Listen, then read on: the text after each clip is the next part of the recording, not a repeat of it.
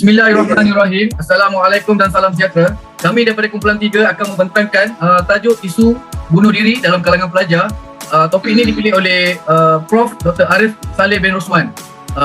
Kumpulan kami telah mengadakan satu sesi perbincangan mengenai topik yang diutarakan. Terlebih dahulu saya akan memperkenalkan ahli kumpulan kami yang terdiri daripada saya, Muhammad Fazil Zahiran bin Amin. Saya Muhammad Sifadilin bin Syari. Saya Muhammad Amir Syarul bin Sulaiman. Saya Muhammad Fatih bin Muhammad Tak. Saya Muhammad Fizi bin Roji. Kami merupakan ahli kumpulan 3 dan saya akan mulakan dulu perbincangan ini mengenai topik isu bunuh diri yang akan kami bincangkan dalam perbincangan kali ini terdiri daripada pengenalan, statistik, punca, perbincangan dari sudut falsafah negara, pandangan tokoh-tokoh agama, implikasi dan kesan ke atas keluarga, masyarakat dan individu, cadangan dan kesimpulan.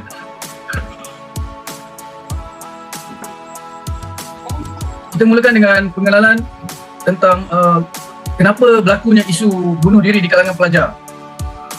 Bunuh diri ini dapat didefinisikan sebagai perbuatan untuk menamatkan atau menghilangkan nyawa diri sendiri. Ianya boleh dilakukan dengan pelbagai cara, sama ada secara fizikal luaran, dalaman atau kedua-duanya sekali. Contoh cara luaran iaitu membakar diri sendiri atau dalaman dengan cara menyuntik racun ke dalam diri. Penyebab penamatan nyawa ini biasanya kerana enggan berhadapan dengan suatu perkara yang dianggap tidak dapat diselesaikan. Kejadian bunuh diri lazimnya berlaku kepada mereka yang menghadapi tekanan sama ada dari segi mental ataupun fizikal. Mereka ini juga bertindak di luar kotak pemikiran yang waras. Mereka ini juga selalunya terdiri daripada individu yang bermasalah seperti masalah dalam keluarga, tekanan dalam pelajaran, putus cinta dan lain-lain. Semua agama berpandangan perbuatan bunuh diri ini suatu perbuatan yang tidak dapat diterima dan dianggap berdosa besar dan sama sekali dilarang oleh agama. Berikut merupakan statistik yang kumpulan kami dapati daripada sumber Pengarah Bahagian Operasi Kebombaan dan Penyelamat JBPM. Okey, berikut merupakan statistik daripada tahun 2019 sehingga November 2020. Di sini pada tahun 2019 sebanyak 188 kes direkodkan dan pada tahun 2020 sebanyak 226 kes direkodkan. Ini menunjukkan perbandingan kes bunuh diri dari tahun 2019 ke tahun 2020 menunjukkan peningkatan sebanyak 20%. Keadaan ini sangat membimbangkanlah. So, saya akan teruskan kepada dari segi pecahan umur yang kita bincangkan iaitu golongan pelajar dan remaja. Iaitu pada tahun 2019 golongan umur 19 tahun ke 30 tahun sebanyak 56 kes dicatatkan dan pada tahun 2020 sebanyak 93 kes direkodkan bagi umur 19 ke 30 tahun. Jadi di sini juga saya kongsikan sedikit berkenaan dengan pecahan jantina pula, lelaki dan perempuan. Lelaki pada tahun 2019 sebanyak 111 dan pada 2020 130 kes yang direkodkan. Dan pada tahun 2019 banyak 77 dan 96 pada tahun 2020 bagi kategori perempuan.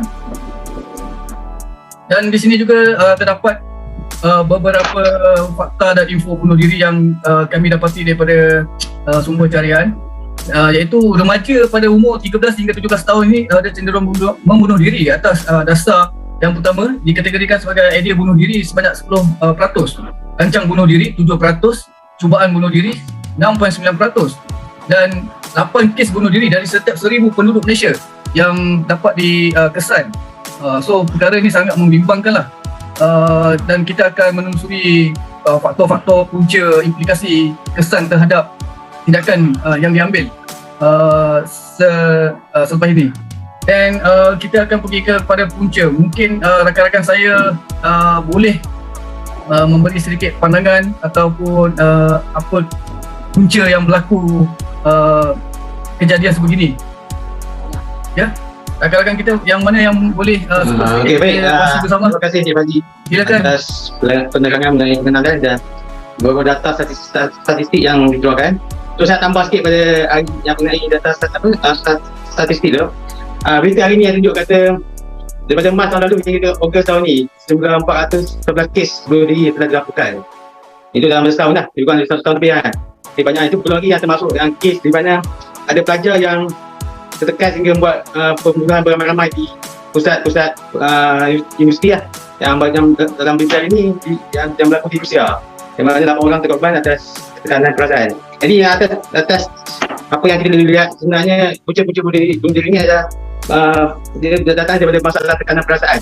Yang mana jenis tekanan perasaan yang kita boleh tengok adalah kebohongan, bersendirian, marah, putus asa dan ketakutan. Jadi antara punca-punca yang mana pelajar boleh mengalami masalah tekanan perasaan ini adalah pertama sekali, yang pertama diri sendiri, yang mana setengah pelajar ni dia kurang bergaul. Dia bergaul, jadi orang tidak tahu sama ada dia ni okey atau tidak okey, ada masalah ke ada masalah kan. Jadi di situ yang pelajar sendiri dia bukan tempat yang mana dia boleh berbincang masalah dia. Itu salah satu dunia punca yang mana terjadi tekanan perasaan lah. Yang kedua pula adalah masalah daripada ibu bapa, yang mana ibu bapa kadang-kadang dia terlalu mendesak. Dia nak anak dia yang terbaik. Kadang-kadang pelajar gagal memberi yang terbaik dan menyebabkan tekanan perasaan jadi juga di situ. Dan lagi satu kemungkinan juga ibu bapa kurang pendidikan agama dan sepupunya, yang mana boleh menurun kepada pelajar itu melakukan aktiviti bunuh diri juga. Yang ketiga adalah keadaan sekeliling pelajar itu sendiri, yang mana yang macam lebih kurang yang saya kata lihat, masyarakat sekeliling tidak ambil tahu masalah orang lain. Yang dia tahu masalah diri sendiri lah kan. Dan banyak masalah sendiri. Memang tidak arti seorang ada masalah sendiri kan, tak sempat nak ambil hal orang lain kan. Jadi itulah, jadi bila masyarakat tak ambil tahu, macam pelajar sendiri boleh terasa tak asing, dan dia dari kata pelajar kan agak kurang matang dia punya tahap pemikirannya, itu jadi boleh menurun pada kes bunuh diri lah. Dan yang tak ada apa-apa. Okey, saya nak selit sikit lah ni. Adakah kesan faktor ekonomi ataupun punca kewangan keluarga ke? Ada ke? Itu salah satu yang diingatkan dalam masalah daripada ibu bapa, yang mana ibu bapa yang tidak mampu untuk beri segala-galanya yang diperlukan oleh pelajar lah kan. Jadi kadang-kadang pelajar tu terasa dia tak nak tidy kan, dia dah tak dapat, dia plus kan. Jadi itu pun merupakan salah satu punca yang boleh mendorong kepada kejadian bunuh diri lah. Cik Fadil. Ya. Cik Fadil. Ya. Cik Fadil, boleh saya tanya pendapat sikit berkenaan peningkatan, kalau kita tengok daripada statistik bunuh diri tu kan. Ya. Peningkatan dia tu, adakah kalau diikutkan pada masa sekarang ni kan kita ada isu pandemik yang COVID-19, adakah dia menjadi salah satu faktor peningkatan untuk kes-kes bunuh diri? Bagi saya sedikit je lah, sebab yelah kalau faktor pandemik yang mana dia melibatkan pelajar tidak boleh berjumpa dengan ibu bapa je lah. Tapi masalah sekarang pelajar tidak menempatkan di pusat pengajian tinggi, yang mana kat situ bukan dia seorang saja ada kan, ramai lagi kawan-kawan yang boleh ada bersama di tempat tu lah. Jadi nak katakan sebabkan pandemik ni saya rasa kurang tepat lah. Kalau ada pun sikit lah peratusan. Boleh tak saya nak tambah sikit, sebab pandemik yang berlaku ni dia melibatkan ataupun yang statistik yang saya bentangkan tadi, dia mengambil keseluruhan, maksud saya masyarakat. Yang topik kita bincangkan adalah berkenaan dengan pelajar yang berlaku. So kita nak kaitkan dengan yang pandemik ni, dia bagi saya dia tak terlalu banyak dia punya kes untuk ni. Yang apa yang saya bentangkan yang dari statistik yang saya ambil daripada JBPM tadi tu, dia lebih kepada keseluruhan kesan ke atas yang berlaku pandemik ni, dan ramai sangat yang mengambil langkah-langkah cepat ni lah dengan membunuh diri lah, terjun bangunan apa semua tu kan, minum racun. Dan saya rasa untuk kita kaitkan kepada pelajar, dia memberi kesan impact dia tak terlalu besar sebenarnya bagi pandangan saya lah. Dan data yang saya tunjukkan tadi tu, dia cuma saya nak maklumkan dia adalah untuk bagi masyarakat kita, masyarakat di Malaysia. Dan bila kita nak relate pada kita punya isu pelajar bunuh diri ni dalam statistik tu, saya rasa dia tak terlalu impact ke macam mana? Memang sebenarnya bilangan pelajar yang bunuh diri tu tak banyak, kecuali pelajar yang dibunuh banyak. Pelajar yang dibunuh banyak. Pelajar yang saya tidak yang ada orang kamu di pusat pengajian tinggi kan. Kat situ ada dibunuh banyak. Sebab saya rasa pelajar tu dia nak buat benda tu dia takut sebenarnya. Lagi pun dia ada belakang dia ada lagi keluarga dia kan. So yang bagi saya poin yang terakhir adalah media masa, yang mana dalam media masa sekarang ni ramai pelajar menjadi ikutan. Macam lagi kalau dia macam kes putus cinta apa kan. Jadi dia pernah sangat tu dia tengah fikir, dia pun ambil jalan yang paling mudah dengan tekad dia bunuh diri. So saya rasa itu saja bab pelanggan mengenai punca-punca kes bunuh diri di kalangan pelajar. So saya teruskan kepada okey, baik. Alhamdulillah. Baik Cik Fadil. Mungkin dari segi kita pun dalam topik falsafah sebenarnya ni kan. So boleh kita kaitkan dengan falsafah sikit perbincangan kita untuk kali ni. Kawan-kawan kita mana yang ada sumbangan idea boleh teruskan dari segi falsafah. Assalamualaikum semua. Bagaimana? Waalaikumsalam. Waalaikumsalam. Saya akan teruskan dengan perbincangan kita. Perbincangan isu utama kajian yang dikaitkan dengan falsafah pendidikan kebangsaan dan rukun negara. Isu bunuh diri ni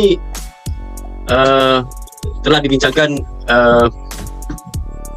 di kalangan masyarakat sebelum ini. Para ahli falsafah juga telah membincangkannya dan banyak persoalan telah dijawab dan jawapan-jawapan pun adalah berbeza-beza daripada zaman yang berlainan, tradisi. Walaupun kebanyakan falsafah ini adalah menentang tindakan bunuh diri seperti liberalisme, utilitarianisme, deontologisme dan eksistensialisme. Walaupun mengandungi unsur seperti kebebasan seorang untuk buat pilihan mereka sendiri, tapi tidak menggunakan kematian sebagai jalan keluar dari segala dugaan hidup. Dan falsafah ini kebanyakan mencegah tindakan bunuh diri dan menganggap tindakan itu adalah tidak berakhlak. Walaupun ada di antara falsafah yang mengatakan bahawa bunuh diri maksudnya falsafah yang menyokong tindakan bunuh diri seperti idealisme. Ahli-ahli falsafah mereka mengatakan bahawa sebahagiannya mengatakan bahawa kehidupan ini adalah hak milik individu. Bunuh diri adalah satu kemewahan bagi mereka dan satu kemewahan yang terunggul dan dalam kehidupan. Ada juga ahli falsafah yang menganggap bahawa apabila kehidupan itu terlalu membebankan, jadi kematian adalah jalan penyelesaian. Walaupun falsafah ini sebenarnya banyak ditentang oleh falsafah lain dan dia sepungan daripada kalangan masyarakat. Kurang popular lah. Kurang mendapat sambutan lah dengan idea-idea yang dilontarkan. Okey, seterusnya kita kaitkan dia dengan falsafah pendidikan kebangsaan. Isu bunuh diri ini di kalangan pelajar adalah sangat bertentangan sekali dengan falsafah pendidikan kebangsaan, kerana falsafah pendidikan kebangsaan ini adalah merupakan satu usaha yang berterusan ke arah memperkembangkan lagi potensi individu secara menyeluruh dan bersepadu untuk mewujudkan insan yang seimbang dan harmonis dari segi intelek, rohani, emosi dan jasmani, dasarnya kepada kepercayaan dan kepatuhan kepada Tuhan. Itu daripada segi falsafah pendidikan kebangsaan. Manakala kaitannya pula dengan rukun negara, kalau boleh saya sebutkan di sini, rukun negara terkandung dalamnya adalah ada 5. Pertama, kepercayaan kepada Tuhan. Kedua, kepercayaan kepada rakyat dan negara. Ketiga, keluaran perlembagaan. Keempat, kedaulatan undang-undang. Dan kelima, kesepadan dan kesusilaan. Jadi seperti falsafah pendidikan kebangsaan, rukun negara juga adalah menyebut kenyataan kepercayaan kepada Tuhan. Pertama sekali merupakan tentang kehidupan di dunia yang harmoni dan sejahtera. Seperti yang kita sedia maklum bahawa ajal maut itu adalah di tangan Tuhan dan kematian bukan milik kita dan kita kena percaya bahawa ia telah ditentukan oleh Tuhan, ya.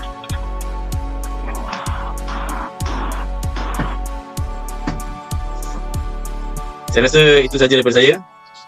Kalau ada apa pandangan lain boleh utarakan. So boleh saya fahami kat sini falsafah kebangsaan falsafah kebangsaan kita dalam pendidikan dia menolaklah menolak isu-isu ataupun perbuatan yang langkah-langkah membunuh diri ni, betul tak? Dia tak kira lah untuk bagi pelajar ke ataupun masyarakat am ke kan. Dan benda ni dari sudut falsafah kebangsaan pendidikan pun dia tak terima lah untuk sebagai pelajar kan, kita tekankan benda ni, nilai-nilai akhlak, nilai-nilai yang baik lah kan. So kita elakkan daripada perbuatan ni lah yang saya dapat conclude lah. Ke ada pandangan lain-lain yang boleh di-share ke sikit dari segi falsafah ni? Okey, falsafah ni dia terbagi kepada 3 cabang kalau saya tak salah saya lah. Pertama sekali dalam metafizik, yang kedua epistemologi, dan yang ketiga adalah etika. Ya. Dalam etika, prinsip etika tamadun dulu lah. Dia ada mengatakan prinsip etika nilai hidup, yang mana setiap individu dilarang untuk mencabut nyawa dia sendiri dan juga nyawa orang lain. So jadi benda ni sebenarnya dah lama dah, tapi kenapa masih berlaku lagi benda seperti kejadian bunuh diri? Adakah sebabkan falsafah etika ni tidak ditegakkan ke dalam perlembagaan ataupun apa, saya pun tak rasa lah. Ini kalau ada orang yang boleh jawab, jawab lah. Ya. Tapi kalau ikutkan saya kepada kita punya falsafah pendidikan tu, kita punya dasar tu dah ada sebenarnya kan. Dia tak ada isu, cuma dari segi nak praktik benda tu mungkin kuranglah dipromosikan lah dekat secara meluas di media sosial kan. Mungkin orang pernah dengar falsafah pendidikan negara, tapi mereka tak tahu apa itu falsafah pendidikan negara. Mungkin lah. Okey, baik. Okey, kita pun tak nak pergi terlalu jauh. Manakala kita dah sampai kepada pandangan tokoh-tokoh falsafah dari segi sudut falsafah pendidikan negara. Sebelum tu saya nak share sikit lah daripada hadis yang diriwayatkan oleh Abu Hurairah. Rasulullah SAW bersabda, yang bermaksud sesiapa yang membunuh diri dengan besi, maka di neraka jahanam besi itu selalu di tangannya. Ia menusuk-nusukkannya ke perutnya selama-lamanya. Dan barang siapa bunuh diri dengan meminum racun, maka di neraka jahanam nanti ia akan terus meminumnya selama-lamanya. Dan barang siapa bunuh diri dengan menjatuhkan diri dari gunung, maka di neraka jahanam nanti ia akan menjatuhkan dirinya selama-lamanya. Hadis sahih Muslim nombor 109 yang saya nak kongsikan lah. So perbuatan ni sangat-sangat tak baiklah dan dilarang ditegak oleh agama. Dan kita akan teruskan kepada pandangan tokoh agama ke apa-apa lagi? Pandangan tokoh falsafah. Tokoh falsafah. Okey, teruskan. Sebenarnya kalau nak ikutkan tadi Encik Afizi dah terang sedikit sebanyak berkenaan dengan pandangan dari segi falsafah, tokoh-tokoh falsafah. Kalau kita tengok di sini saya ada pandangan tokoh-tokoh falsafah berkenaan dengan bunuh diri.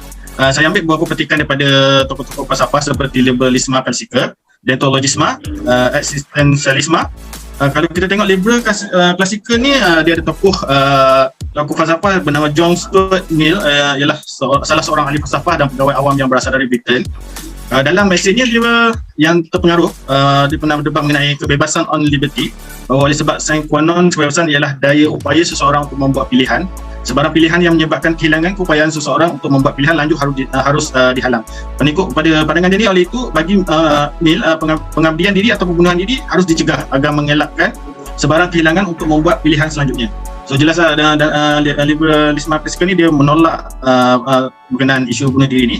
Dan seterusnya deontologisme, Immanuel Kant dilahirkan di Königsberg, Rusia Timur, kini Kaliningrad, Rusia. Sesiapa yang berfikir-fikir hendak membunuh diri harus menanyakan diri tentang adakah tindakan selaras dengan idea bahawa kemanusiaan merupakan satu tujuan pada dirinya.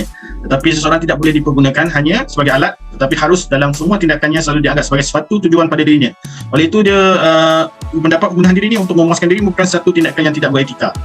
Dan seterusnya, eksistensialisme ni, Albert Camus adalah seorang filsuf, penulis dan bantauan dari Perancis. Baginya bunuh diri ialah suatu penolakan kebebasan.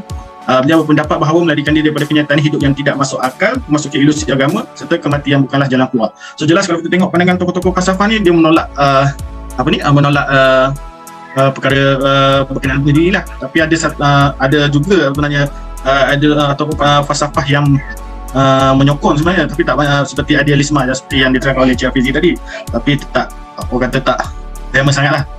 So kalau kita ikutkan, kalau kita dari segi falsafah Melayu pun dasar dia, kalau kita falsafah Melayu ni pegangan orang Melayu ni adalah agama Islam lah. So kalau agama Islam tu adalah jelas menyatakan perkara bunuh diri adalah dilarang lah. Dan sebenarnya kita saya pun ingin kongsi berkenaan pandangan agama berkenaan bunuh diri. Kalau agama Islam jelas dalam surah An-Nisa pun ada bagi tahu, dan janganlah kamu bunuh dirimu, sesungguhnya Allah adalah Maha Penyayang kepadamu. Kita akan teruskan dengan kesan dan implikasi terhadap keluarga, masyarakat, individu. Mana-mana ahli kumpulan yang boleh memberikan sedikit sumbangan idea apakah kesan dan implikasi? Saya boleh menceritakan tentang kesan atau implikasi daripada bunuh diri ni kepada masyarakat, individu dan negara kita. Sudah semestinya kita tahu individu ni dia akan memutuskan zuriat dan keturunannya jika dia bunuh diri. Selanjutnya dia pun tak boleh untuk nak berbakti kepada keluarga, masyarakat dan diri sendiri jugalah. Seterusnya individu yang bunuh diri ni pun telah dianggap berdosa besar kepada agama Islam kita sendiri, kerana dia telah menindakkan ke hak atas nyawanya sendiri. Dan kita boleh bicarakan tentang kesan kepada keluarga. Individu ni juga dia gagal untuk menjadi ketua keluarga, dia gagal untuk mendidik anak-anak dia. Hubungan di antara keluarga dia selepas dia meninggal dunia akibat bunuh diri ni juga akan menjadi masalah, disebabkan ketiadaan ibu, mak, pak yang dalam untuk membimbing anak-anak dia yang terkapai-kapai, melihat bapa atau mak dia ataupun dia diri sendiri dia jadi macam galanggang kan, jadi tak tentu arah. Dan juga boleh, kalau ibu yang terlalu sayangkan kepada anaknya yang telah bunuh diri ni pun rasa kemurungan dan boleh mengakibatkan mak dia pun menjadi gila. Dan kemudian kita boleh bicarakan tentang kesan kepada masyarakat. Masyarakat akan berpandangan kepada individu yang berbunuh diri ni, dianggap mungkin brother tu ataupun kita punya student ni mungkin dia macam ada masalah kan, dia tekanan perasaan mungkin, ataupun dia sendiri pun tengah sakit hati, lepas tu dia pun end life dia macam tu saja. Dan saya pun ada juga buat macam bicara lah, buat macam tanya-tanya kepada macam waktu sembang-sembang santai dengan rakan-rakan office, kata apa pendapat korang tentang bunuh diri ni. Diorang pun ada cakap, kata kalau kita tengok pada bunuh diri ni, dia kata tak baik lah, sebab orang macam cakap kita mestilah nak pergi ambil pergi tengok sendiri kenapa kalau tiba-tiba student ni kan, macam kita student duduk senyap macam tu, kita pun pergilah tanya kan. Dan mungkin boleh menyebabkan dia rasa, kita sebagai masyarakat pun rasa sangka buruk lah kan kat dia. Lepas tu pada kesan saya pun nak tanya, sebab bila kita dah kaitkan dengan masyarakat, kesan bunuh diri ni kepada pelajar, kepada keluarga, negara kan, dan bila kita kaitkan dengan masyarakat ni, apakah peranan yang saya pun rasa masyarakat boleh sumbangkan bagi kita mengatasi atau mengelakkan berlaku kejadian bunuh diri di kalangan pelajar dan remaja ni? Untuk dari segi, maksud saya perspektif masyarakat, apakah dia punya, sebab kita membincangkan implikasi kan, okay, sebab Cik Saiful dah sebutkan dari sudut masyarakat, apa pandangan Cik Saiful berkenaan ni? Bagus dengan soalan Cik Fazi ni. Itu pun di kalangan masyarakat juga kan. Kalau kita duduk dalam community contohnya, dan dekat sebelah rumah kita ni ada student kan, lepas tu kita tengok diorang duduk bergaduh apa semua, sebagai masyarakat kita tahu, kita kena ambil tahulah untuk tengok, sebab kita takut benda tu akan memberi kesan. Contoh diorang bergaduh-gaduh, tiba-tiba seorang ni pergi bunuh diri, dan dia akan beri kesan juga kepada kita yang sebab kita duduk sebelah rumah dia. Kenapa kita tak ambil tahu pasal dia kan? Kita kena pergi tanya. Contoh untuk nak elakkan daripada benda tu jadi lebih besar lah. Kita sebagai masyarakat kena ambil tanggungjawab untuk nak bertanya. Kemungkinan untuk bertanya tu lebih baik daripada kita membiarkan. Adakah itu menjawab soalan Cik Fazi? Ya, alhamdulillah, insyaAllah okey lah. Okey, membantu juga seterusnya saya akan bicarakan tentang kesan bunuh diri ni kepada negara. Dia akan kehilangan seorang rakyat yang amat yang cerdik pandai, kerana kita nak perlukan idea diorang bagi nak membantu negara yang dalam contoh macam negara kita yang sedang menghadapi masalah ekonomi. Kemungkinan daripada pelajar-pelajar ni sendiri memberikan cadangan-cadangan yang berkenas untuk kita nak baik pulih negara kita daripada terus menjunam. Itu juga boleh mengakibatkan, itu juga adalah kesan-kesan yang sikit sebanyak akan membuatkan negara kita kehilangan seorang individu yang bagus, dan untuk menjadi sebagai macam bakal pengganti seorang pemimpin. Saya fikir itu saja daripada saya. Terima kasih daripada kesan-kesan individu kesan bunuh diri kepada individu, keluarga, masyarakat dan negara. Terima kasih. Okey, terima kasih Cik Saiful. Tapi saya ada nak kongsi sikit lah yang kita punya falsafah berkorban demi negara. Yang tu bukan kategori berkorban bunuh diri kan. Berkorban demi negara tu. Kalau bunuh diri ni dia tindakan yang sia-sia kan. Itu mungkin kita boleh kaitkan dengan saya berpendapat kita boleh kaitkan dengan falsafah semangat kecintaan kepada negara lah. Falsafah semangat kecintaan kepada negara. Contohnya lah kaitkan. Jadi rasa macam mana? Dia sebab kalau falsafah ni kalau yang paling famous kita tengok falsafah patriotik kita tengok masa perang dunia kedua lah. Dia masa perang dunia kedua dia lebih pada pandangan ke timur itu tentera Jepun lah kalau kita dengar kita tahu kan. Tentera Jepun ni dia punya kamikaze kepada kamikaze, yes, kamikaze sangat famous lah. Kita tengok macam mana dia boleh dikatakan dia terlalu patriotik kan terhadap negara dia sanggup mengandaikan nyawa dia lah untuk dalam perang tu, sanggup bunuh diri. Kita tengok tapi kita jangan kalau dikatakan program pembunuhan mati tu yang mana macam yang berlaku kat waktu naik level tu dia pergi langgar tahu tu ya. Itu dikategorikan sebagai berani mati tu kan. Dia macam yang saya nampak ideologi yang dibawa setengah contoh ekstrim agama yang dibawa terlalu menonjolkan ideologi yang ekstrim, maknanya yang sangat memberi kesan lah kepada pentasuk dia. Maknanya contoh bila diarahkan oleh ketua diorang, walaupun diorang benda perkara tu tak benar, tapi diorang sanggup berkorban sebab terlalu terlalu taksub dengan ideologi yang dibawa oleh sesetengah agensi yang pemimpin. Contoh macam itu banyak sebenarnya kalau dari segi ideologi. Media sosial banyak menceritakan banyak yang berkaitan dengan ISIS apa semua kan, yang berlaku di di belah-belah Arab lah, dan Barat banyak berlaku lah. Dari segi pemikiran orang bila sekarang pun banyak berlaku Arab Spring sebelum ni kita pernah dengar kan, peperangan dan tapi Cik Bazi, saya ada dengar juga yang baru-baru ni kan ada yang isu dengan berkenaan dengan isu Afghanistan yang diambil alih oleh Taliban. Salah seorang pemimpin kita pun nak mempromosikan benda-benda macam itulah masuk ke dalam negara kita juga. Itu pun akan membangkitkan semangat-semangat yang lain macam di antara kita. Di antara pelajar-pelajar ni, sebab dia lebih nak mengikut kata akan rasa semangat dia naik syekh, orang kata mungkin boleh menyebabkan dia membuat bunuh diri. Jadi yang saya nampak falsafah-falsafah yang dikemukakan oleh tokoh-tokoh pejuang kan, kita kena jangan salah ertikan lah kan.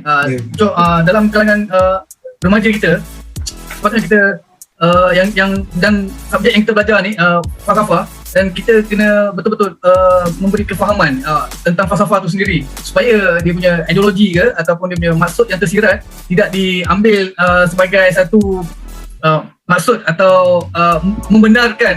Sebab kita membicarakan dalam topik isu bunuh diri di kalangan pelajar kan, jangan jadikan isu falsafah ataupun ideologi yang ada yang ada sekarang ni sebagai satu satu panduan dan membenarkan tindakan bunuh diri. Pemahaman yang baru salah. Saya ada pada pandangan sahabat-sahabat semua, dari segi cabaran sekarang, boleh sahabat pada pandangan sahabat lah, macam mana cara yang terbaik untuk mempromosikan falsafah yang berkenaan bunuh diri ni, supaya baru-baru pelajar kita pada masa sekarang ni diberi pengetahuan yang jelas dan yang betul lah berkenaan dengan isu-isu semasa yang menyebabkan diorang timbul isu-isu bunuh diri. Bukan pandangan sahabat bagi. Kalau macam saya nampak dari segi sudut program-program kita punya wacana-wacana, kita perlu banyaklah kot daripada peringkat sekolah, daripada peringkat universiti kan. Kita kena terapkan program-program yang macam ni. Macam contoh kata dulu kita ada PLKN kan, dululah, tapi bukan zaman saya tak sempat lah yang PLKN kan. Itu pun ada salah satu cara juga, salah satu kaedah yang kerajaan ambil kan untuk mempertingkatkan semangat nasionalisme. So benda-benda tu saya rasa kena sustain, maintain, dan walaupun ada pandangan yang kata tak bagus lah, membazir ke apa kan, kita tolak pandangan-pandangan yang kecil macam ni dan kita teruskan supaya kita dapat membina balik jati diri, terutama di kalangan pelajar kita ni lah kan, supaya mereka ada panduan dan tak ada mengambil langkah-langkah singkat seperti yang kita bincangkan topik mengundur diri ni. So ada apa-apa lagi tak? Ya, itu pandangan peribadi saya lah. Sebenarnya background sebelum kerja kuat ni, saya sebenarnya adalah berada di Jabatan Latihan Khidmat Negara sebenarnya. Saya adalah merupakan salah seorang peserta yang pertama yang menyertai program khidmat negara ni bila ditubuhkan. Saya adalah di antara orang yang pertama menyertainya pada 2003 silap saya. Program dia memang sangat menarik lah sebenarnya. Sebenarnya mungkin dia ada terpalit sikit dengan isu-isu politik, isu-isu yang menyebabkan ada gangguan dari segi pelaksanaan dia tu. Dan apa yang saya sikit membuatkan saya kecewa sebenarnya, masa penutupan Jabatan Latihan Khidmat Negara, saya di antara salah seorang yang terlibat lah untuk menutup program jabatan tu sebenarnya. So saya berharap lah pada masa akan datang kerajaan akan Amin, Cik Amin boleh kongsikan sikit lah kenapa dan sebab apa dia tutup PLKN tu? Ya, macam ni, kalau nak ikutkan program, kalau kita tengok daripada awal penubuhan dia, program latihan khidmat negara ni, dia banyak memberi pengajaran lah, banyak memberi kesan kepada pelajar-pelajar. Kesan masa tu seperti lepasan sekolah kita dilatih untuk menjadi lebih berani, lebih berdedikasi. Kata kalau banyak, kalau kita tengok masa pada zaman saya tu, based pada pengalaman saya tu, ada yang tak tahu nak bercakap depan orang ramai, tak tahu nak buat aktiviti lasak pun tak tahu. Maknanya bila dia pergi program tu banyak memberi motivasi kepada dia orang lah. Dan kalau kita tengok bila program tu sebenarnya dia bagus, cuma di akhir-akhir dia bila dia dipolitikkan, ada sedikit dipolitikkan, dia jadi seolah-olah program tu banyak ditransformasikan. Ditransformasikan jadi lebih kepada paperwork. Maksudnya lebih kepada paperwork ni, contohnya macam aktiviti itiak hidup. Itiak hidup pun dibuat di atas paper, mengikut pada buku saja. Tak seperti sebelum ni kita praktikalnya tak ada. Praktikalnya tak ada. Hanya sekadar teori. Dan kalau kita boleh katakan mungkin pada 2015 itu tadi kita ada kerajaan juga ada masalah peruntukan dari segi untuk ni lah, untuk melaksanakan program itu. So disebabkan isu-isu peruntukan. So buat masa sekarang ni Jabatan Latihan Negara ni terpaksa dimansuhkan lah. So saya berharap jugalah pada masa akan datang pihak kerajaan akan buat satu program yang lebih berjaya untuk menjadikan para pelajar, para masyarakat yang masyarakat yang akan membawa berdikari, masyarakat yang pelapis kepada masa hadapan kan, pelapis pemimpin-pemimpin sekarang, pelapis pada pemimpin pada masa hadapan.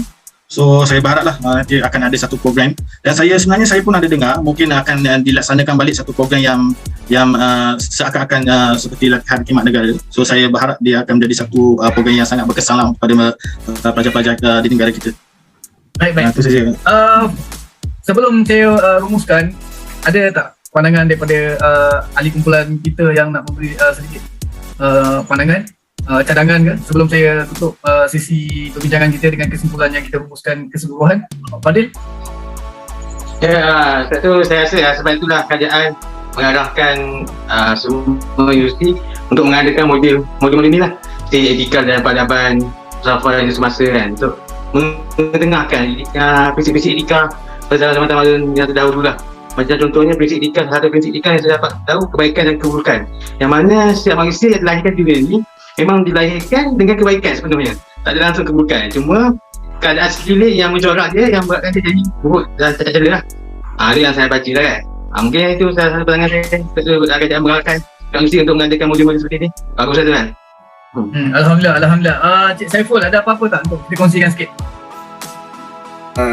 Saya berpendapat kemungkinan pihak-pihak industri hiburan boleh buat macam satu perfilman pendek untuk kepada para pelajar kita ni, mendedahkan tentang falsafah lah itu sendiri. Contoh dia macam membincangkan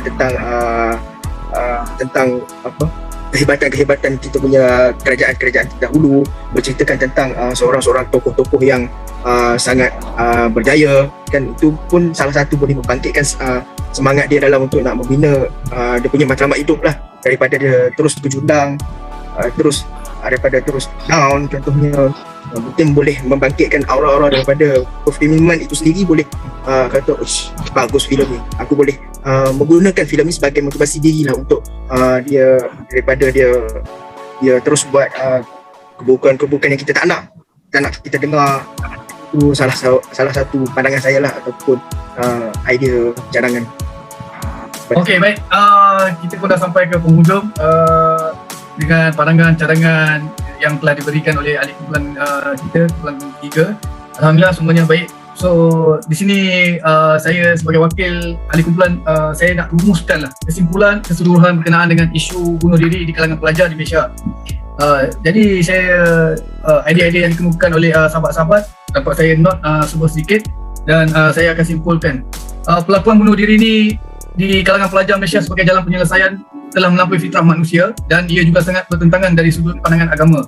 Dan peranan ibu bapa, masyarakat, agensi-agensi kerajaan perlu peka dalam gejala kesihatan mental. Itu yang paling penting.